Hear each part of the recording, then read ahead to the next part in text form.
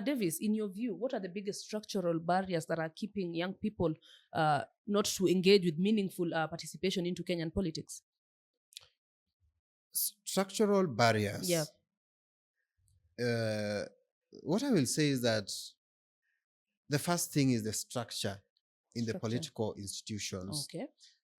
So that you'll find that, like in our party ODM, we have at the topmost decision-making organ, we have something called the Central Management Committee. Yes. So in this Central Management Committee sits the party leader, the Prime Minister Raila Odinga, sits the 3 deputies. Today we have 3 deputies, the Honorable Simba Arati, Honorable Abdul Swamad, and Honorable Sotsi.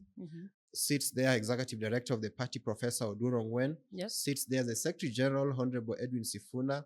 There sits the Youth League President. There sits the Women League President. There sits the PWD President. Yes. There sits the Secretary of Political Affairs. There sits Chairperson of the party. Yeah. I think there are 15 people who sits in that committee. Okay. But Frida, I want to tell you one of the barriers is that out of these 15 people, we only have one young person.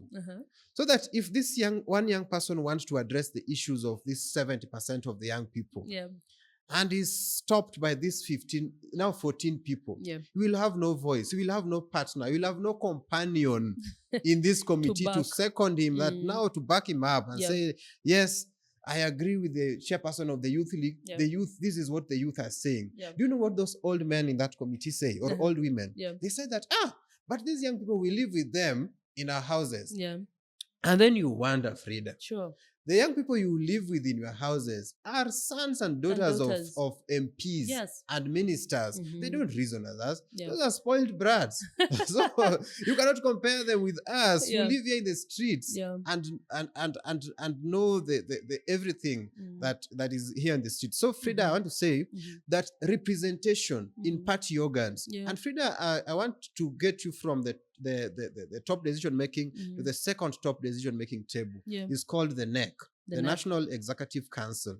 So this National Executive Council sits now 45 people. 45 of them. Now, shockingly, we only still have only one young person sitting at that National Executive Council. That is so sad.